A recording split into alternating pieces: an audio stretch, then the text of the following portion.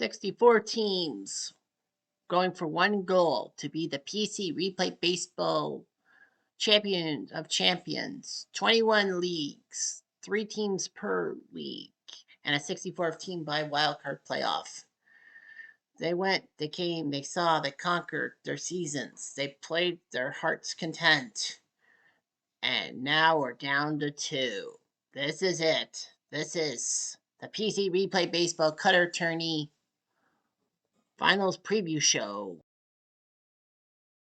This is it, the big matchup. It's the 1955 New York Yankees and the 1993 Baltimore Orioles. A great game 6 by the Yankees, narrowly beating the 93 Orioles. We are now down to this.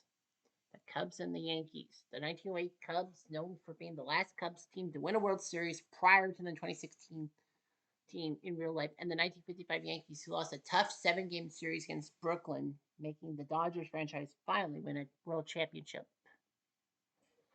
We have ourselves some very hot teams and all that. Now you'll be thinking to yourself, how did we get this far? Well, let's take a look at how the teams got here. First and foremost, of course, we're playing on PC Replay Baseball, which is a fantastic game that I found with the help of Pesky Pole, Al Red Sox fan, and a few other sports YouTubers doing PC games and all that. So I found this up and bought 21 seasons. The 1908 season, the 20s, 30s decades, so the best teams of the 20s and 30s, the 1930s season, the 1940s and 50s best of, the 1941 season, the 1947 season, the 1955 season, the best of the 60s teams, 1961, 1969, the best of the 70s, 1977 season, the best of the 80s, the 1985 season, the best of the 90s, the 93 season, the 98 season, the 2005 season, the 2016 season, the dead ball decades, as in the best of the best, and the all franchise teams. Obviously, you kind of guessed that I like to see the best of decades and all that. So let's just talk about the teams. The 1908 Chicago Cubs. Let's start with them because this is the 1908 season that they qualified from. So basically what I did was in the American League and National League simulated all the regular season stuff to the hilt, like see what PC Replay does. The Chicago Cubs won 108 games, won the NL by 9 games over Pittsburgh. Everyone knows in real life the Cubs and Giants had to go to a 1-game playoff because of the fact that they tied for first place, and that was the game spurred on by Merkel's boner, as in Merkel not touching second base, which would have given the Giants the winning run. And ironically enough, that would have given the Giants the NL pennant because they would have won by 1 game. So the Chicago Cubs put up 108 wins. Pittsburgh 99, the Giants 94. Cleveland won the AL at 97. So the rules were the Cubs and Cleveland were top 2, and third place would be going to the best team by percentage, and it was the Pittsburgh Pirates who ended up third. So the 1908 Cubs in the simulation were tops in a lot of things. They were number 1 in batting average, walks plus hits, and quality starts in ERA. Their pitching just was sublime and all that. 54 wins at home, 54 on the road. With Johnny Evers doing well alongside Joe Tinker, with the pitching of Orville Overall and Mordecai Three Finger Brown doing their job. The Cubs easily won that series. So as we go back, we get the 1908 World Series. That's the matchup between the top 2 teams at the time. That was between Cleveland and Chicago.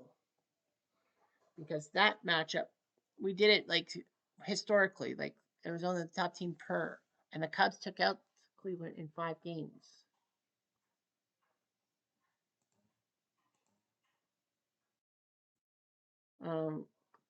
The Cubs did lose game 2, 2-1, but won 3-1, 9-1, 3-1, 6-1. Basically using their dead ball era to only give up 6 runs in 5 games. That's a 1.2 ERA in a sense. So they basically hit it out of the park, so to speak. As per the 1955 Yankees, well, they took part in the 1955 season. As you can see here, purchased the 1955 season. The 1908 season was the oldest that PC Replay Baseball had, and I kind of remember the dead ball stuff. And 1955 I bought because I wanted it. I know how big 1955 was and all that. So New York won 114 games, crushing the AL by 25 over the White Sox, with Brooklyn narrowly winning by half a game over Cincy for the NL. So I could have added a 90. I could have added a game between Brooklyn and the Giants because of how big the Giants were. So that Brooklyn wins, they would win, or else the Reds would tie it. But the Reds did actually take third place based on winning 90 games. So the Reds did take third in 55, in a sense. So the Yankees of 1955, their pitching was great. Their hitting not so much. They won 60 games at home, 54 on the road, 114. Yogi Berra with batting average and RBI, Mantle doing the home runs and on base percentage, Tommy Byrne doing great in ERA, Ford winning 25 games, John Constantine with all the saves, Bob Turley with the strikeouts. As I said, it was not even close. So then we went to the 1955 World Series, and what we did was have the teams, New York and Brooklyn, face each other. The Yankees easily took Brooklyn down in 5. In real life, of course, we know Brooklyn took out the Yankees in 7. They lost game 4, which means they couldn't sweep, but they won game 5. They put up 14 runs in game 3, so they knew they could hit. So then we got ourselves, after the season, all 21 seasons and the wildcard round, we had the second chance bracket, all the postseasons and all that. So we're just gonna take a look at everything, because the second chance bracket spot 64, because top 3 from each of the seasons / decades got in. And in a playoff format, the 41 Cubs took on the 1923 Kansas City Negro League champions, and the 2016 Red Sox took on the 1977 Dodgers. And the 41 Cubs took care of the 2016 Bo Sox in 6, getting them into the championship and all that. So it went down to 2 groups of 32. Now, normally I would love to do a 64 team tournament, but unfortunately, PC Replay doesn't let you do playoffs more than 32 teams. So I had to improvise and do 2 groups of 32. So what I did was I made the groups from 1 to 64, random number, and then all these things, and just random spots. So the bracket went like this. The 1971 Tigers swept the 41 Cubs, who got in on the last day, of course, sweeping them. The 55 Dodgers took care of the 54 Indians in 6, and yes, I am using the historical nicknames, of course. The 1980 Royals took care of the 1930 A's in 5. The 1993 Orioles took care of the 42 Cardinals in 6. The 98 Braves took care of the 2016 Dodgers in 5. The 93 Giants took care of the 2016 Astros in 6. The 99 Diamondbacks took care of the 55 Reds in 5. The 1924 Suns swept the 85 Angels. The 1906 Cubs swept the 1961 Tigers. The 1985 Cardinals took care of the 1965 Twins in 6. The 1941 Yankees took care of the 89 Giants in a sweep. The 98 Yankees took care of the 67 Red Sox in 6. The 47 Dodgers took care of the 1908 Pirates in 5. The 1927 Yankees swept the 1986 Mets.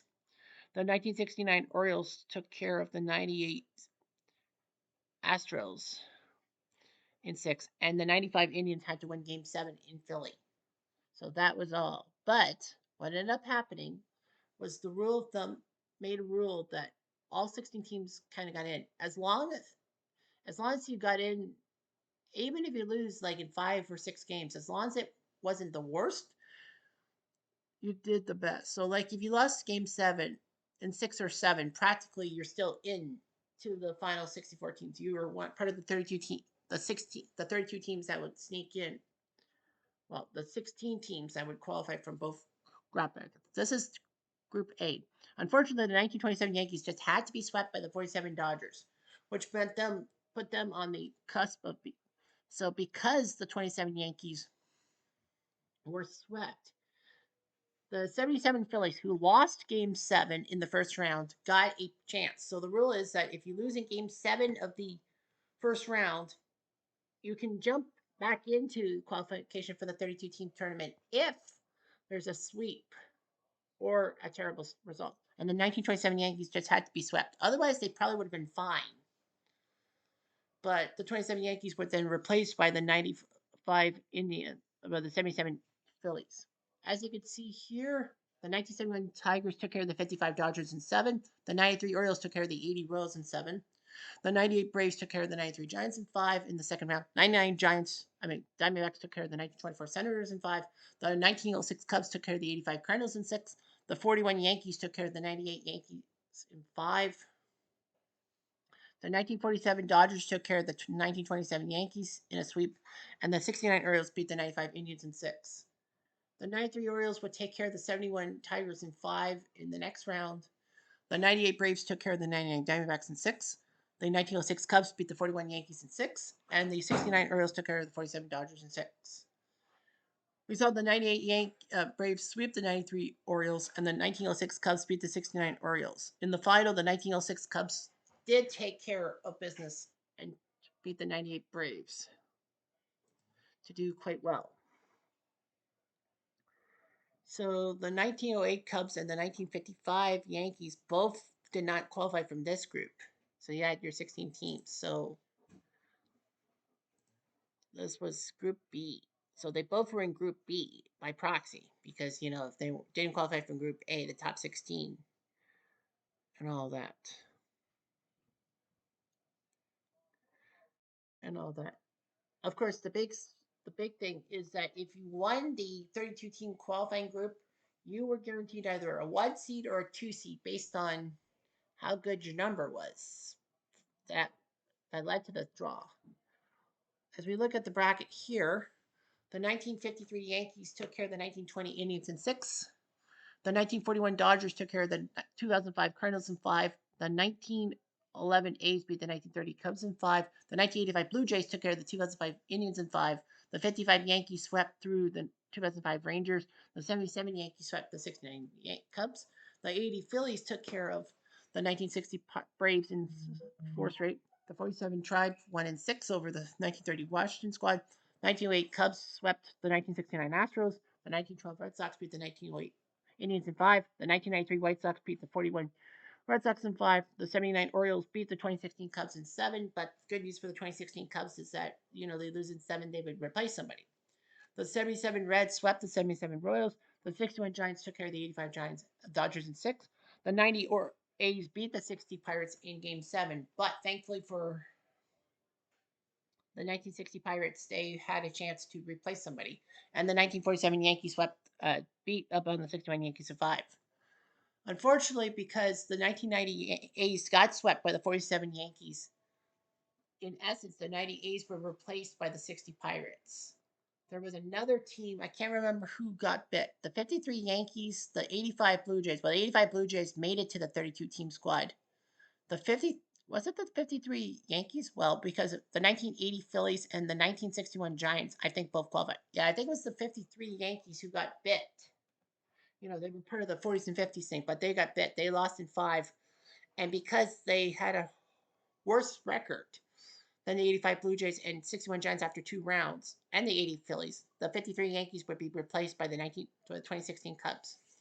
The 41 Dodgers took care of the 53 Yankees in 5. As I said, 1911 A's took care of the 85 Blue Jays in 5. The 55 Yankees had to go through 7 tough games against the 77 Yankees to qualify, to kind of qualify themselves easily for the top 8 in the thing, which meant a top 16 seed. The 47 Indians winning in 5. The 1912 Red Sox took care of the 1908 Cubs in 7, putting the Cubs in a bad spot in a sense. The 93 White Sox beat the 79 Orioles in 6. The 77 Reds took care of the 61 Giants in 5, and the 47 Yankees swept 90 A's, preferring the A's. Because the A's could not afford to be swept the second round. You could still lose in 6 and 7 games. That's fine. regardless of that, the 47 Yankees took care of the 77 Reds in six.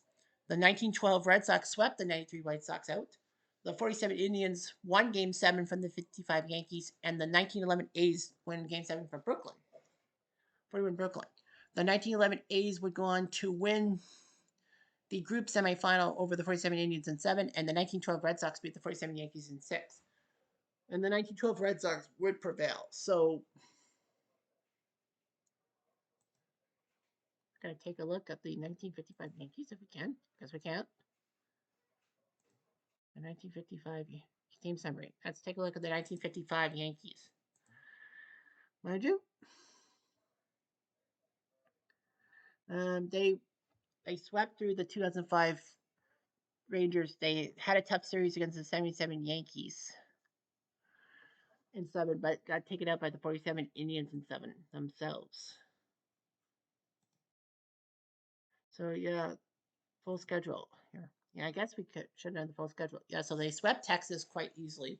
With 77 Yankees, they were up 3 games to 1. They lost the next two, and then at 77 Yankee Stadium, thankfully Tommy Byrne did his job, and it was a 5-1 win for the Yankees. As in that game was Byrne beating Dietrich.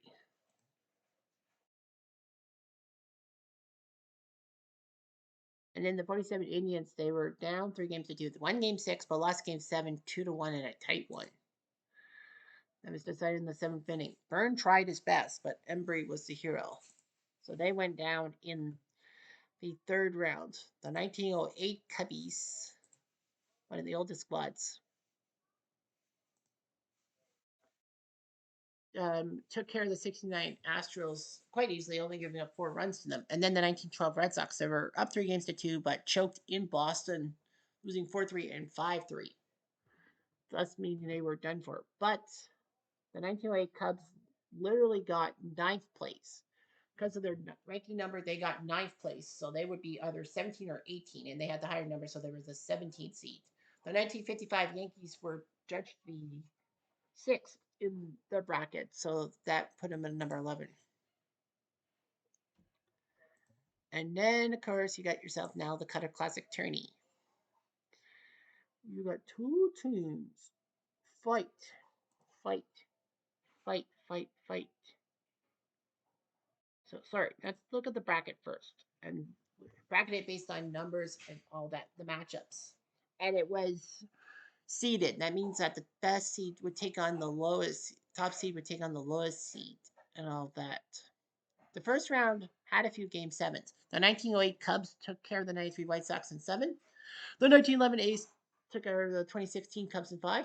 The 1985 Jays took out the 47 Yankees in seven on the road. The 98 Braves with the sweep of the 93 Giants. Here's it.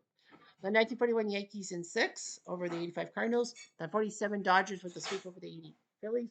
The 1971 Tigers over the 1980 Royals in six. The 69 Orioles against the 61 Giants in a sweep. The 55 Yankees swept through the 79 Orioles in five. Sorry. 41 Dodgers took care of the 95 Indians in four. The 60 Pirates in five over the 1912 Red Sox. The 1906 Cubs in four straight over the 77 Phillies. The 77 Reds took care of the 77 Yankees in six. The 93 Orioles took care of the 1924 Suns in six. The 99 Diamondbacks in six over the 55 Dodgers. And the 47 Indians in the sweep over the 98 Yankees. Round two. The 1908 Cubs took care of the 1911 Phillies in five. The 1998 Braves in six over the 85 Blue Jays. The 47 Dodgers take care of the 41 Yankees in six. The 69 Orioles took care of the 71 Tigers in seven. The 55 Yankees swept through the 41 Dodgers. The 1906 Cubs take on the 1960 Pirates in six. The 1993 Orioles in four over the 77 Reds. And the 1947 Indians in seven over the 99 Diamondbacks. The 1908 Cubs swept through the 98 Braves. The 69 Orioles took care of the 47 Dodgers in five. The 55 Yankees won in five over the 06 Cubs. And the 1993 Orioles took care of the 47 Indians in six. And of course, the semifinals just a few days ago, the 1908 Cubs swept through the 69 Orioles, and the 1955 Yankees battled the 93 Orioles. So that's what we know about the bracket. Now let's look at the teams. The 1908 Cubs, you see their main guys and all that. their practical starting lineup and all that, starting rotation and everything, game of the season and all that. Yeah, Mordecai three finger rounds running a one hitter and all that.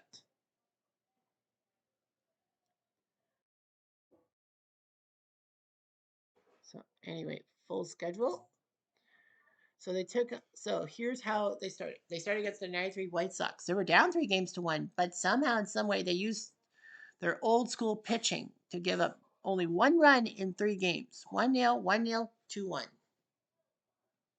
Game 5, they scored the run in the 8th inning. That was when Frank Schultz, Wildfire, as they call him, tripled to score Joe Tinker. In game 6, they scored in the 4th inning on a home run by Jimmy Sheckard, who knew he could hit a home run. And then the 1908 Cubs scored in the 1st inning thanks to Frank Schultz RBI groundout to Slagle. And then in the 8th, it was Tinker on base. Sheckard doubled to make it 2-0. It was 2-1. And the White Sox, they had runners on first and third. Bell struck out. Ventura struck out. What do you have to say? So anyway, then 1908 Cubs against the 93 White Sox, and then the 1911 A's came to town. Only won Game 3 in Chicago, but couldn't do anything else. Pitching was prominent. When they win, you win. When you lose, you lose.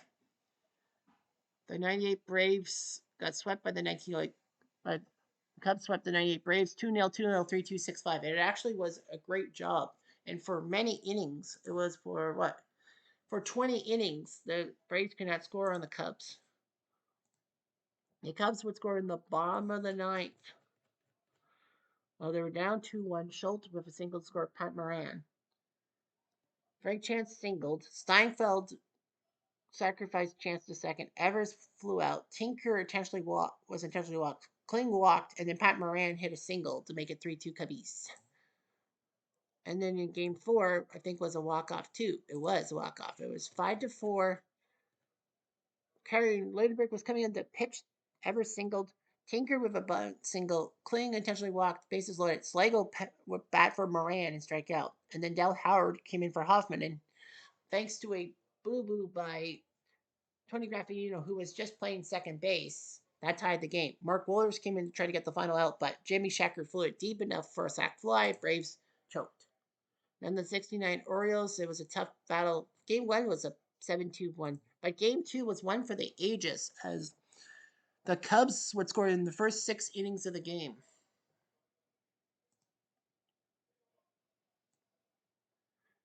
In the top of the 10th, Frank Schultz would be intentionally walked because the rules were in the 10th inning. You had to intentionally walk your guy. First guy, Pat Moran grounded out, so Schultz to second. Heine Zimmerman singles to score Schultz. Zimmerman still second. Chance walked. Steinfeld was intentionally walked. Evers flew out, sac fly.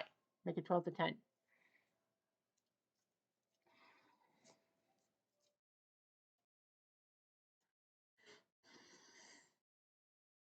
So anyway, Carl Lundgren would come in for the save. Belanger was given an intentionally walk because the first batter. Dave May would bat in for Etchebarren and pop out. Don Buford fouled out, so it was pretty much over until Paul Blair came up and hit a 2-run inside the park home run to tie the game. Frank Robinson singled, Boot Powell flew out. Then Johnny Kling in the 11th would ground out. Tinker was given the intentional walk because the rules were in the 11th inning onwards. You have to intentionally walk the first or second batter. Schultz singled, Doc Marshall singled, and then Heine Zimmerman with the bases loaded singled to score Tinker and Schultz. Frank Chance walked to reload the bases. Steinfeld with an RBI groundout. Evers was intentionally walked. Slagle struck out. And then Orville came in and did his job. And then a pair of tight games, 4-1 and 2-0, were the numbers. And I guess we should have seen the series stats for all the things. So yeah, the series stats were that the White Sox, the Cubs were badly outscored 23-14. They only scored 14 runs in 7 games. That's only 2 runs per game, but yet they still won because of their last 3 games. The hitting hero for the Cubs was Joe Tinker and Frank Schultz, both with 4 RBIs in 4 RBIs. Pitching wise, the hero was Jack Feaster with a 2-0 mark. Sorry. The 1908 Cubs against the 1911 Phillies, only giving up 9 runs in 5 games. So that was a testament. That's pretty much 1.8. Their pitching was led by hitting Joe Tinker and Frank Wildfire showed 4 RBIs. Their ERA 1.65. It looked pretty damn good.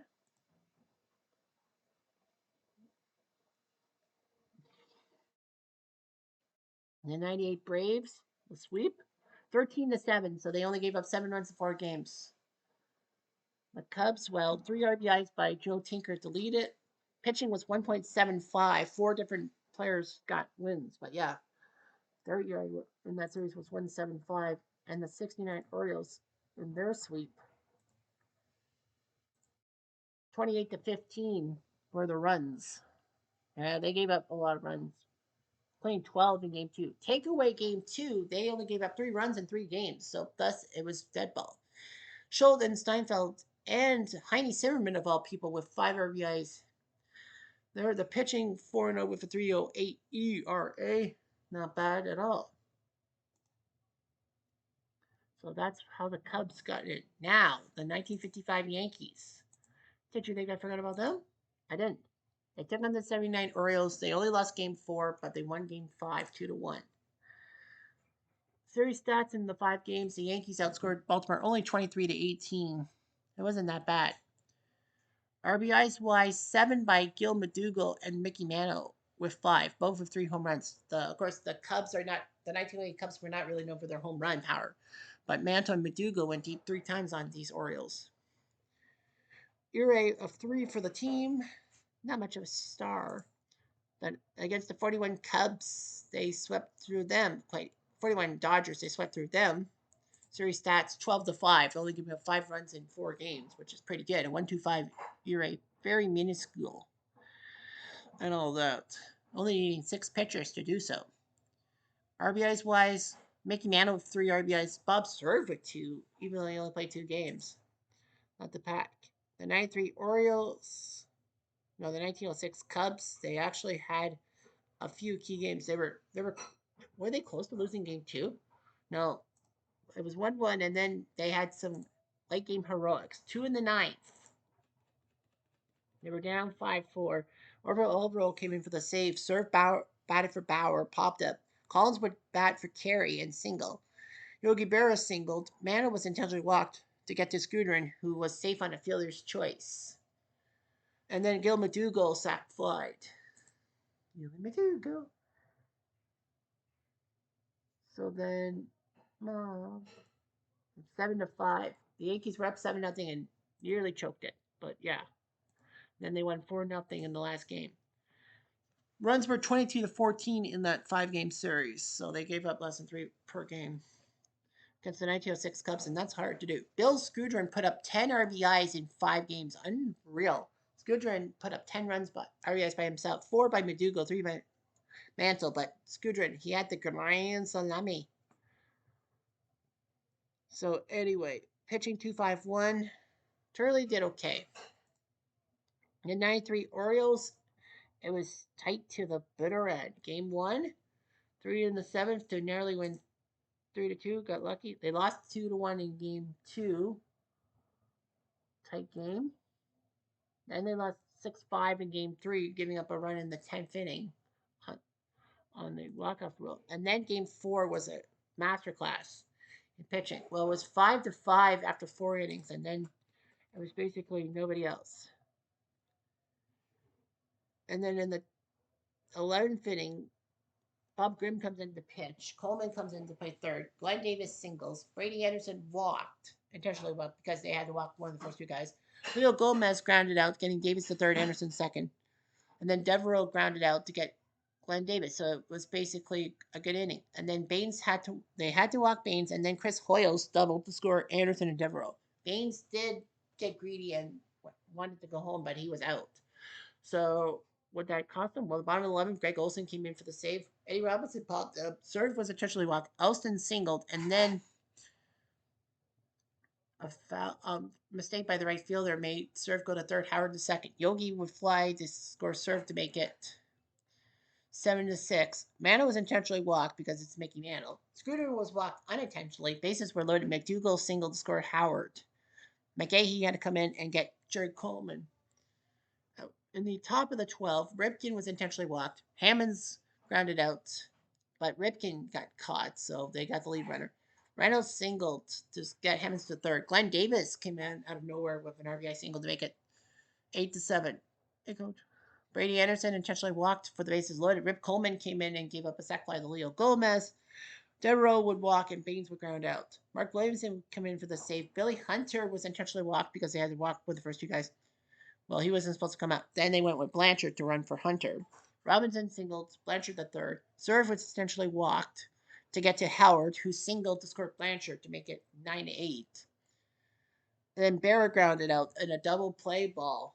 Normally that'd be like, yes, we got him, it's game over. Actually, no, there were no outs, so it was 9-8. And then Manto was serving Howard on base, ripped a 2-1 pitch deep to center, gone, and the Yankees did it. The Yankees had done it. They were now up. They're tied the series at 2, and then Game 5 saw a ninth inning rally. In the bottom of the ninth, Hammond a lot of moves. Billy Hunter would bat for Billy Hunter. Take a walk. Rizzuto came in for Noren, bunted, but thankfully he got lucky on the E5 by Leo Gomez. Hank Bauer would bunt and then grounded up, but they got Martin at third, so it looked like it was good. They got the lead runner. Alston Howard would bat for carry and strike out, so it looked like one more out, and we would be going to extra innings. Manta was intentionally walked because it was Mickey Mantle, and Yogi Berra flipped one into center field, base hit 4-3. And then in game 6 was a tight one. It was 3-3 until the top of the ninth when Billy Hunter singled, and he had such a great day at the plate, 4-for-4. Telford came in to pitch. Scudrin would double, getting Hunter to the third. Noren would bat for Bauer and get a sac fly. Martin would bat for carry, ground out. Barra flew out. And then Tom Morgan would come in for the save. Anderson grounded out. Buford grounded out. Devereaux grounded out. So in the 6-game series, it was 28-25. As I said, every game except for Game 4 ended up being a 1-run game. Of course, Game 4 was a 3-run tenor tie. The Yankees 7 RBIs, 2 home runs by Mantle, 2 home runs, 4 RBIs by Gil McDougal in the series. Scudrin with 4 RBIs, Barra with 4 RBIs. Pitching wise, 4-2 with a 3.95 ERA. Not really of stars, but yeah. So the 55 Yankees are third in the Classic in runs. Terrible in batting average, 21st. On base and slugging, they're like 15-15. Pitching wise, they're first in quality starts, third in opposing batting average, 6th in ERA, 13th in WHIP as the walks plus hits per inning. Gil McDougal leads in batting average and on base percentage. Bob started with 2 stolen bases. Mantle leads in home runs and RBIs. Bob Turley has 4 wins, 47 strikeouts to lead the group. Ford with the best ERA, 1.76, and the best walks plus hits per inning, and 7 saves. They're 9-1 on home turf, and because of their record, they will have home turf field advantage, 7-3 on the road. They take on those pesky 1908 Cubs, who are 4th in runs in the tourney, 10th in on base, 15th in batting, 23rd in slugging. But they're pitching. 1st in quality starts, 3rd in ERA, 3rd in WHIP, and 5th in batting average against. Wildfire leads in batting average, RBIs, and on base percentage. Frank Chance with 5 stolen bases. Jimmy Sheckert, the only home run because they don't hit home runs. Ed Rollback leads in everything. Wins, ERA, whips, and strikeouts. So if you're looking at this at an angle, it's probably going to be tight. So what happened? So let's take a look at a position matchup and see who would probably take advantage. So here's how the two teams will match up position by position. When you look at the pitching staff for the Cubs and the Yankees, the pitching staff for the Cubs look good with overall Ed Rollback and Three Finger Brown being the lead guys, and Jack Pfister, a good 4-man rotation. The Yankees have Tommy Byrne, Johnny Cooks, Whitey Ford, and I can't remember who the 4th guy is, and Bob Turley. So when you look at the 4, some. You have to know that the pitching matchup is got the starting pitching is the Cubs because they're dead ball. They're dead ball. They rarely give up runs, and that's how they kind of got out of their jams, especially with the 93 White Sox in the first round. So the point goes to the Cubs in my mind. At catcher, you have Yogi Berra, the legend for the Yankees, against Johnny Kling for the Cubs. Kling has had some good moments, but Yogi Berra has been spectacular. His RBI total may not be the best around, but Yogi Berra has had some clutch hits, including a pair of key RBIs in Game 6 against the Orioles in the last round. So the point goes to the Yankees. At first base, you have Frank Chance, the player manager for the Cubs, against Joe Collins. Now, of course, Joe Collins is basically the first baseman for the Yankees, despite the fact that his batting average is not even close to the Mendoza line. It's below 100. He's had 4 RBIs, which is good. Frank Chance has had some great hits and all that. He's the player manager. So, of course, we don't talk about like the bench, but assuming that Collins is the first baseman, it has to be the Cubs' Frank Chance. Second base, you got yourself the legend Johnny Evers for the Cubs against a decent second baseman for the Yankees and Gil Madrigal. Now, Evers with the bat hasn't done too badly, but Gil Madrigal has had a couple of great series against two Yankee Orioles squads, the 79 Orioles and the 93 Orioles, where he has been hitting multiple home runs. So he likes Baltimore, but this is Chicago. So hard to say, but Gil Madrigal leads in batting average, and he can get hits when he needs to. So point goes to the Yankees. At third base, you got yourself Harry Steinfeld versus Andy Carey. Unfortunately, this seems to be one-sided, as Steinfeld has had some great RBIs. Andy Carey has been pathetic, trying to get a 150 batting average. And that's where the Yankees struggle, is Andy Carey's basically third base option. You could also say Billy Martin's a third base option too, but they might go with Carey in a sense. So point goes to the Cubs. At shortstop, you have the legend Joe Tinker versus Billy Hunter. Tinker for the Cubs has been their hitting star in a sense in the infield. And Billy Hunter has had some off days. People were thinking that Rizzuto was going to be the shortstop. But Billy Hunter put up a 4-for-4 day and proved that he was pretty good when he has to be.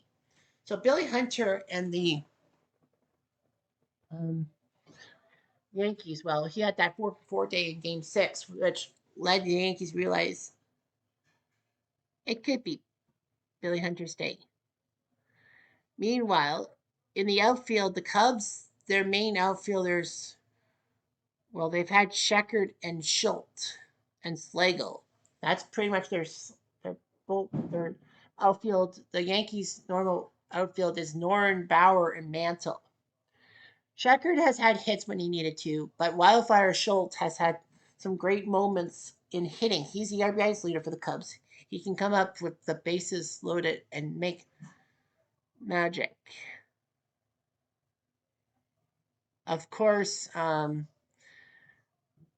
Slagle is the weak point because he has been hitting terribly and has not even started the past few games. Whereas the Yankees have also had some bad hitting. Noren and Bauer both have done terribly. So much so they put Bauer in left field in Game 6 and Elston Howard in right field. But one main consistent is Mickey Mantle. I mean, you can't deny Mickey Mantle's performances. And Mantle, without him, I think the Yankees would not be this far. I mean, he's had that 3 home run first round thing against the 79 Orioles.